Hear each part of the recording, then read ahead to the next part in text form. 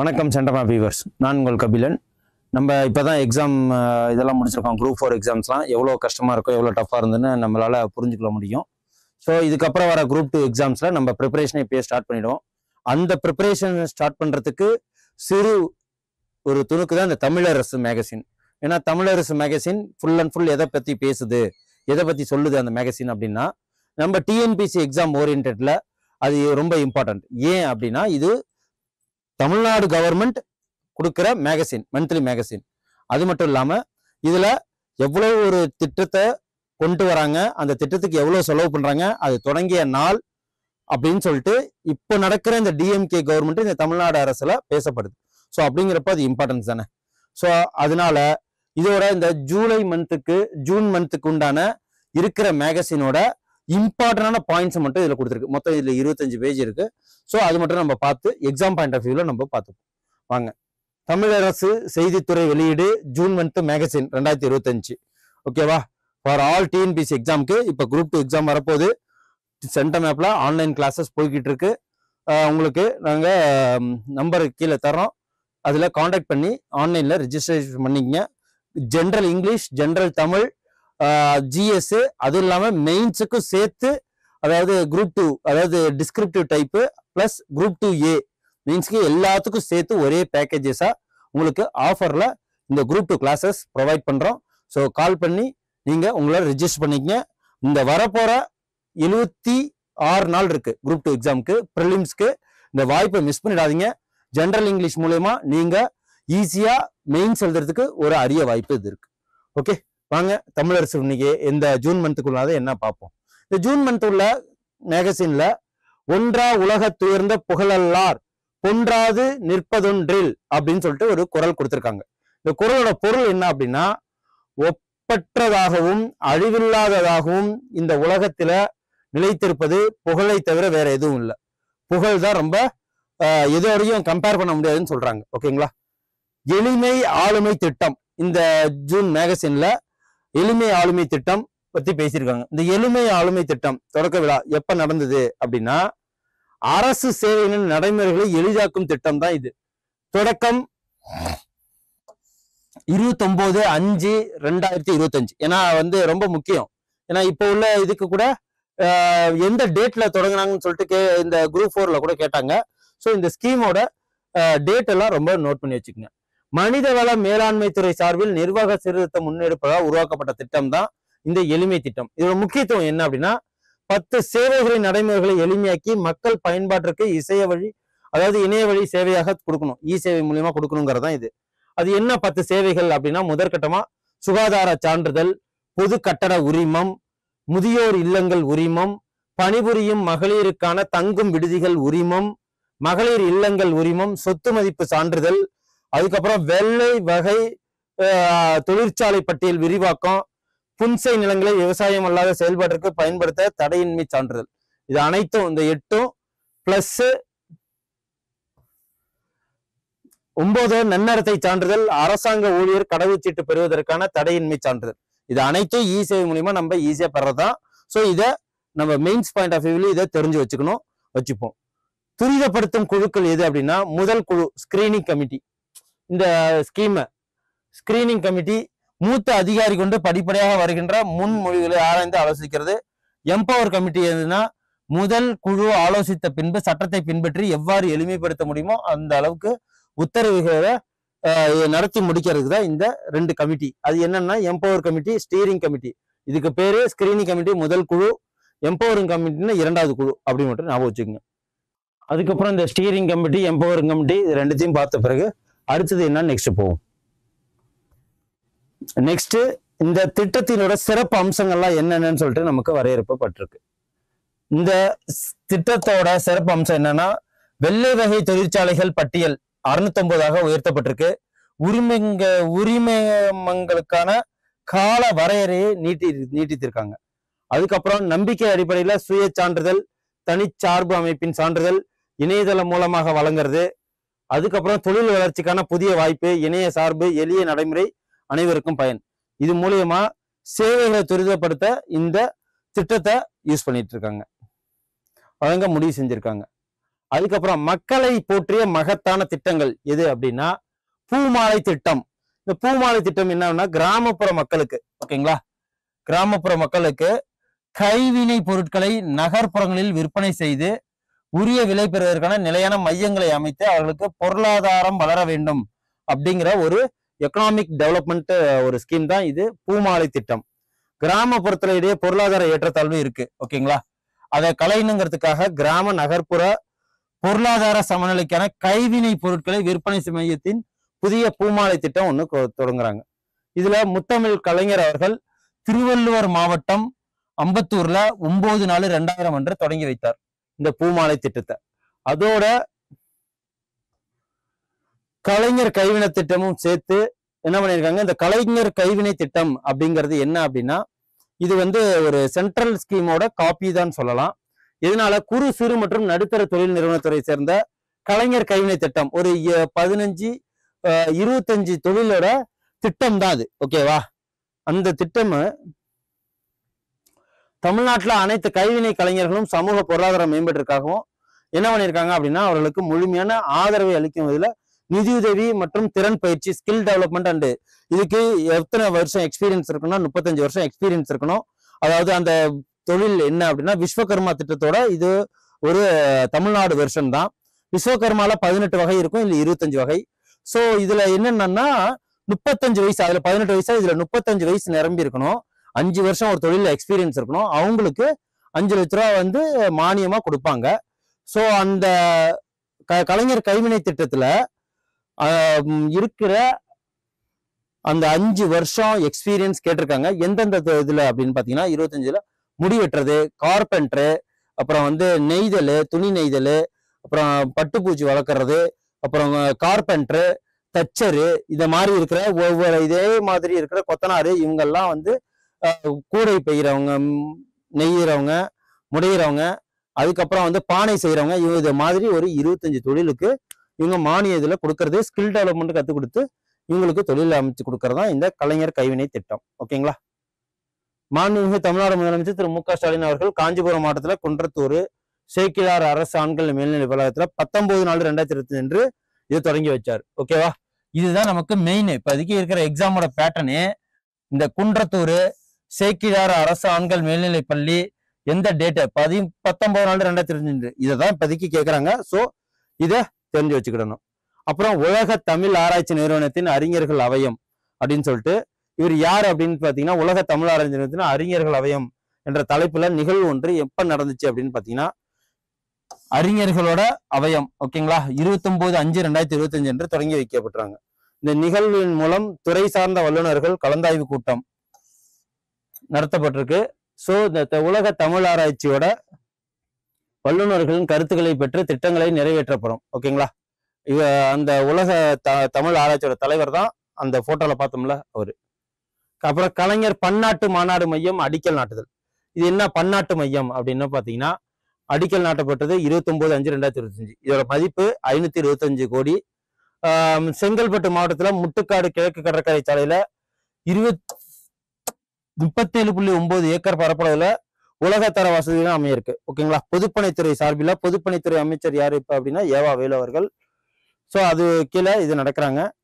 நம்மாழ்வார் விருது அடுத்தது யாருக்கு அப்படின்னு பாத்தீங்கன்னா இந்த மூவருக்கு கொடுத்திருக்காங்க. யார் இவங்க அப்படின்னா விருது பெற்று 2023-24 வேளாண்மை உழவுத்துறை நலத்துறை துறையில வேளாண்மை உழவர் நலத்துறை நிதிநிலை அறிக்கையில அறிவிச்சாங்க.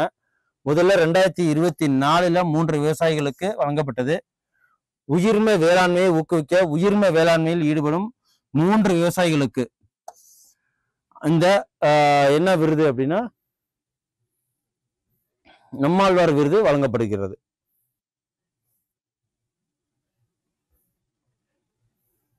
ஃபர்ஸ்ட் முதல் பரிசு எவ்வளவு அப்படின்னா திரு க சம்பத்குமார் அவர்களுக்கு கோவை மாவட்டம் 2.50 லட்சம் ரூபாய் பிளஸ் 10,000 மதிப்பிலான பதக்கம். இரண்டாவது இடம் பிடிச்ச திரு ஜெகதீஷ் திருப்பூர் மாவட்டத்தை சேர்ந்தவர் 1.50 லட்சம் ரூபாய் 7,000 மதிப்பிலான பதக்கம். மூன்றாவது பரிசு பெற்ற திரு வி காளிதாஸ் நாகை மாவட்டம் 1 லட்சம் ரூபாய் 5,000 மதிப்பிலான பதக்கம். ஸோ இது அப்படியே எடுத்து நோட் பண்ணி வச்சுங்க, ரொம்ப இம்பார்ட்டன்ட் தான் இது. சூறை மீன் பிடித்த துறைமுகம். அது என்ன சூறை மீன்பிடி துறைமுகம்னா இது சென்னையில தான் இருக்கு. இதோட திறப்பு எப்பன்னா துறைமுகத்தை ஓபன் பண்ணிருக்காங்க 28/5/2025 இந்த துறைமுகம் ஓபன் பண்ணியிருக்காங்க. இதோட மதிப்பு 272 மதிப்பீடுல கோடியில 70 லட்சம் ரூபாயில இதை ஓபன் பண்ணியிருக்காங்க. திறக்கப்பட்ட இடம் எங்கன்னா திருவொற்றியூர் சென்னை மாவட்டம். இதுதான் முக்கியம். ஓகே, திருவொற்றியூர் சென்னை மாவட்டத்துல தான் திறந்திருக்காங்க. இந்தியாவிலே முதலாக சூறை மீன் பிடிப்பதற்காக பிரத்யேகமாக கட்டப்பட்டது இந்த துறைமுகம் தான். ஆண்டிற்கு சுமார் 70,000 டன்கள் அளவிற்கு இந்த மீன் வந்து கையாளலாம், அதாவது பிடிக்கலாம் அப்படின்னு சொல்லிட்டு சொல்லியிருக்காங்க. சூறை மீன். அதுக்கப்புறம் அடுத்த திட்டம் அலைகள் திட்டம். இந்த அலைகள் திட்டம் அப்படின்னா இது என்னன்னா மீனவ பெண்கள் இருக்காங்க இல்லைங்களா, அவங்களுக்கு கடன் வழங்குறதா இந்த திட்டம். என்ன அப்படின்னு பாத்துருவோம். மகளிர் கூட்டுக்குழுக்களுக்கு நுண்கடன் வழங்குதல் திட்டம் இதுதான். 2025-26 மானிய கோரிக்கையில் அறிவிப்புல 28/5/2002 தொடங்கி வச்சாங்க இந்த அலைகள் திட்டம். ஓகேவா, தொடங்கி வைப்பு 28/5/2005. மீன்வளம் மீனவர் நலத்துறையின் கீழ் இது செயல்படுது. மீன்வளம் மீனவர் யாரு? அனிதா ராதாகிருஷ்ணன் அவர்கள். திட்டம் வந்து மீன்வளம் மீனவர் நலத்துறையின் கீழ் செயல்பட்டு வரும். மீனவ மகளிர் கூட்டுறவு சங்கங்கள்ல உறுப்பினராக உள்ள மீனவ மகளிரின் வாழ்வாதாரத்தினை உயர்த்திட மீன் வியாபாரம், கடல் பாசி வளர்ப்பு, மதிப்பு கூட்டு, உணவுப் பொருட்கள் தயாரித்தல் போன்ற மீன்பிடி சார்ந்த பொருளை ப்ரொடக்ஷன் பண்ணி விற்கிறதுக்கு தான் இந்த திட்டத்தோட முதன்மை நோக்கம். 50,000 மீனவ மகளிர்களுக்கு பயனிடும் வகையில இந்த திட்டம் இது பண்றாங்க. எவ்வளவு? 50,000 மகளிருக்கு. தமிழ்நாடு மாநில தலைமை மீன்வள கூட்டுறவு இணையத்தின் மூலம் மகளிர் கூட்டுறவு குழுக்களுக்கு நுண்கடன் வழங்குதல் திட்டம் தான் இது. ஓகேங்களா. அதுக்கப்புறம் உழவரை தேடி வேளாண்மை உழவர் நலத்துறை திட்டம். இந்த திட்டத்துல என்ன அப்படின்னா இது எப்ப தொடங்கினாங்கன்னா 29/5/2025 எங்க அப்படின்னா திருவாரூர் மாவட்டத்துல.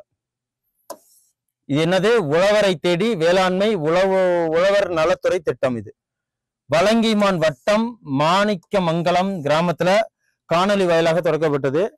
இது 2025-26 வேளாண் நிதிநிலை அறிக்கையில அறிவிச்சாங்க. தமிழ்நாட்டுல 17,116 கிராமங்கள்ல இதை செயல்படுத்ததா இருந்தது. வேளாண் விரிவாக்க சேவைகள், அரசின் திட்டங்கள் உழவர்களுக்கு அவர்களுடைய கிராமத்திலேயே வழங்குதல். இந்த திட்டத்திற்கான முகாம் 15 நாட்களுக்கு ஒரு முறை. அதுக்கப்புறம் 4வது வெள்ளிக்கிழமை அதான் சொல்லியிருக்கு. வட்டாரத்தில் உள்ள 2 கிராமங்கள்ல நடத்தப்படும் சொல்லிட்டு சொல்லியிருக்காங்க. இதன் மூலம் விவசாயிகள் தேவைகளை பூர்த்தி செய்யப்பட்டதுடன் அரசு நலத்திட்ட உதவிகள் அவங்க இருக்கிற இடத்துக்கே போய் சென்றடையும். இதுல 1540 கிராமங்கள்ல உழவரை தேடி வேளாண்மை உழவர் நலத்துறை திட்டம் முகாம்கள் நடத்தப்பட்டு முடிஞ்சிருக்கு. அதுக்கப்புறம் 2047 பொருளாதார இலக்கு என்ன அப்படின்னு பாத்தீங்கன்னா தமிழ்நாடு 2047 $4.5 ட்ரில்லியன் பொருளாதார இலக்கு நிர்ணயிச்சிருக்காங்க. இந்தியா வந்து 2047 $30 ட்ரில்லியன் பொருளாதார இலக்கு. ஓகேவா, இது நிர்ணயிச்சிருக்கு. ஜூன் 3ஆம் தேதி முத்தமிழ் அறிஞர் கலைஞர் அவர்கள் பிறந்த நாள். ஓகேவா, அந்த நாளை காலம் வெல்லும் கலைஞரின் பொன்மொழிகள் அப்படின்னு சொல்லிட்டு சொல்லியிருக்காங்க. புனிதனவன் அப்படின்னு சொல்லிட்டு சமத்துவ போராளியாக சமுதாய புரட்சி செய்யும் தத்துவ பெருஞானியாக மகத்துவம் மிக்க கொண்ட மனிதகுல திருவிளக்காய் பூமிக்கே புனித உரை வகுத்தளித்து புத்தெழுச்சி பெற்று தந்த புனிதனவன் வள்ளுவன் அப்படின்னு சொல்லிட்டு சொல்லியிருக்கிறாரு. கொள்கைகள் என்னன்னா பெரியவர்கள் வகுத்த கொள்கைகள் புத்தகங்களில் இருந்தால் மட்டும் போதாது, அவைகளை படிக்க வேண்டும், படித்தபடி நடக்க வேண்டும், மற்றவர்களுக்கும் பரப்ப வேண்டும்ங்கிறது தான் இதோட பொருள். ஓகேவா, கலைஞரோட கொள்கைகளா இருந்தது. தமிழன் அப்படின்னா நாம் தமிழர் உணர்வோடு வாழ்வோம், தமிழர் என்கிற உணர்வோடு வாழ்வோம், தமிழன் யாரையும் தாழ்த்த மாட்டான், தமிழன் யாருக்கும் தாழ மாட்டான் அப்படின்னு சொல்லிட்டு கலைஞர் சொன்னதை இதுல அப்படியே கொடுத்திருக்காங்க. அதுக்கப்புறம் சிறுகதை தொகுதிகள்னா என்ன அப்படின்னா அவரோடது ஒரு மரம் பூத்தது சிறுகதைகள் 1979 அவரு வெளியிட்டாரு. கண்ணடக்கம் 1957 திராவிட பண்ணை திருச்சி கண்ணடக்கம் இந்த இடத்துல எல்லாம் வந்து என்னன்னா இந்த புக்கெல்லாம் எழுதியிருக்காரு. கலைஞர் கருணாநிதியின் சிறுகதைகள்லாம் எதுனா 1977, 82, 91. கிழவன் கனவு 1945 எழுதினாரு. சங்கிலி சாமியார் 1945, தப்பி விட்டார்கள் 1952. இது எல்லாமே முத்தமிழர் கலைஞர் அவர்கள் எழுதினது. ஸோ இதெல்லாம் நோட் பண்ணி வச்சுக்கோங்க, எக்ஸாம்ல கேட்க நிறைய வாய்ப்பு இருக்கு. இப்போ ஏன்னா கொஸ்டின் பேட்டர்னே மாறிடுச்சு இல்லைங்களா. அப்புறம் ஜூன் 5ஆம் தேதி கண்ணிய தென்றல் காகித மில்லத்து அவர்களோட பிறந்த நாள். இதுல இவர் தான் காகித மில்லத்து. மத நல்லிணக்கம் தலை தோங்க உழைத்தவர் யாரு? காகித மில்லத்து அவர்கள். ஜூன் 24 கவியரசு கண்ணதாசன் அவர்களால் பிறந்த நாள். என்னது அப்படின்னா தமிழ் மன்னன் இவர் அப்படின்னு சொல்லுவாங்க. சேலத்துல 1949ஆம் ஆண்டு மாட்டன் தியேட்டர்ல பணியாற்றிய போது முத்தமிழ் அறிஞர் கலைஞர் அவர்களின் அறிமுகத்தை பெற்ற கவியரசு கண்ணதாசன் 2 பேரும் தொடர்பு பெற்றுக்கிட்டாங்க. சேலத்துல 1949ஆம் ஆண்டு மாடர்ன் தியேட்டர்ல தான் பணியாற்றிய போது முத்தமிழ் அறிஞர் கலைஞரோட இவருக்கு பழக்கம் ஏற்பட்டிருக்கு. ஓகேங்களா. கலைஞர் அவர்களும் இவங்களும் சேர்த்து கள்ளிக்குடி பெயர் மாற்ற அறிவு அறப்போரில் முத்தமிழறிஞர் கலைஞர் அவர்களுக்கு கலந்து கொண்டு சிறை சென்றவர் கண்ணதாசன் அவர்கள். ஸோ இது இந்த கவர்மெண்ட் இது வெளியிடுறதுனால ஃபுல்லா அவங்கள பத்தி தான் இருக்கும். 1954ஆம் ஆண்டு ஜூன் திங்கள் தென்றல் இலக்கிய வார ஏட்டை சொந்தமாக தொடங்கி எதுனா இலக்கிய வார ஏட்டை சொந்தமாக தொடங்கினார். யாரு? கண்ணதாசன் அவர்கள். தென்றல் திரை முல்லை கடிதம் ஆகிய ஏடுகளின் ஆசிரியராகவும் இருந்திருக்கிறாரு. அதுக்கப்புறம் சொந்தத்தில் பின்னர் கண்ணதாசன் என்னும் திங்கள் ஏட்டின் ஆசிரியராகவும் இருந்து இலக்கிய பணியை செம்மையா நடத்தினவர் கண்ணதாசன் அவர்கள். இவரோட கவிதையை 6 தொகுதிகளாக வெளிவந்திருக்கு. அதுக்கு பேர் மாங்கனி, ஆட்டநந்தி, ஆதிமந்தி, கவிதாஞ்சலி, தைப்பாவை, பாண்டிமா தேவி. ஓகேங்களா. இது அனைத்துமே நோட் பண்ணி வச்சுக்குவோம். இவரது காவியங்கள் ஏற்றக்குறை 20க்கும் மேற்பட்ட நவீனங்களையும் 20க்கும் மேற்பட்ட கட்டுரை நூல்களையும் இவர் எழுதியிருக்கிறாரு. ஓகேவா. அப்புறம் அர்த்தமுள்ள இந்து மதம் அப்படின்னு சொல்லிட்டு ஒரு புக்கு 6 பாகம் வெளிவந்திருக்கு. இந்த நூலை எண்ணற்ற வாசகர்கள் வரவேற்பை பெற்று இந்த நூல் 45 நிமிடம் ஓடுகின்ற அளவுக்கு எல்பி அதாவது இசை தகடாவும் வெளிவந்திருக்கு. ஓகேவா. கவியரசு கண்ணதாசன் அவர்கள் பேசியுள்ளார். வணங்காமுடி, தமிழ் மன்னன், காரை முத்துப்புலவர் என்பவை கவிஞர் ஏனைய புனைய பெயர்கள். கண்ணதாசனுடைய ஏனைய பெயர் என்ன, புனை பெயர்லாம் என்னென்னா வணங்காமுடி, தமிழ் மன்னன், காரை முத்துப்புலவர், இதெல்லாம் ஒரு புக்கில் யூஸ் பண்ற புனை பெயர் தான். கம்பரின் செய்யுளிலும் பாரதியாரின் பாடல்களிலுமே ஈடுபாடு கொண்ட கவியரசு கண்ணதாசன் மானசீக குருநாதர்களாக யாரை ஏத்துக்கிட்டாரு அப்படின்னு பாத்தீங்கன்னா பாரதியார் மற்றும் கம்பர் 2 பேரும். இதை நோட் பண்ணி வச்சுக்கோங்க. கண்ணதாசன் யாரை குருவா ஏத்துக்கிட்டாருன்னு சொல்லிட்டு. அப்புறம் ஜூன் 26 சிலம்பு செல்வர் மாப்போ சிவஞானம் இவரோட பிறந்த நாள். தலைநகர் காத்த தமிழ்ச்செல்வர் இவர் தான். பாஞ்சாலங்குறிச்சியிலே அவருக்கு மிகவும் பிரியமான மாவீரன் கட்டபொம்மனுக்கு நினைவு சின்னத்தை எழுப்ப வேண்டும் என்று இவரு ரொம்ப நினைச்சாரு. பாஞ்சாலங்குறிச்சியில கோட்டையை புதுப்பித்து கட்டினவரும் இவர் தான். அந்த விழாவிற்கு வந்த சிலம்பு செல்வர் அவர்கள் பேசும்போதும் வள்ளுவர் கோட்டம் கட்டுவதற்கு ஏற்பாடு, பூம்புகார் கட்டுவதற்கு ஏற்பாடு செஞ்சதும் சிவஞான பிள்ளை தான். பாஞ்சாலங்குறிச்சியை இவ்வளவு அழகான கோட்டையாக கருணாநிதி உருவாக்கி இருக்கிறார் என்று சொல்லிவிட்டு ஒரு பாச உணர்வோடு சொன்னவரும் யாரு? சிவஞான பிள்ளை தான்.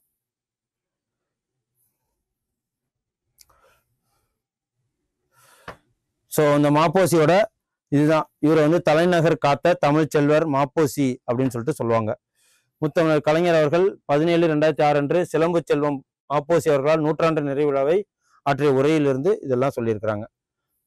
ஓகேங்களா.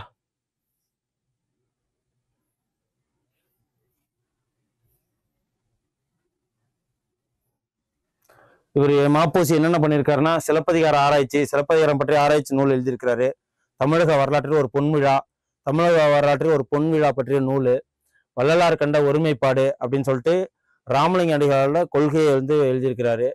அதுக்கப்புறம் வீரபாண்டிய கட்டபொம்மனை பத்தி, கப்பலோட்டிய தமிழனை பத்தி மாப்போசி எழுதிய புத்தகங்கள்லாம் இது. ஸோ இதெல்லாம் நோட் பண்ணி வச்சுங்க. இந்த மந்த் ஜூன் மந்த்துக்கு உண்டான தமிழரசு இதுல இம்பார்ட்டன்ட் எக்ஸாம் பாயிண்ட் ஆஃப் வியூல அது மட்டும்தான் கொடுத்துருக்கு. ஒரு 25 பக்கம் இருக்கு. நோட் பண்ணி ஜாட் டவுன் எடுத்து வச்சுங்க. எக்ஸாமுக்கு ரொம்ப யூஸ்ஃபுல்லா இருக்கும். அடுத்த மாதம் தமிழரசு மேகசினோட வந்து நான் உங்களை சந்திக்கிறேன். நன்றி, வணக்கம். Send a map. You dare to dream, we care to accomplish.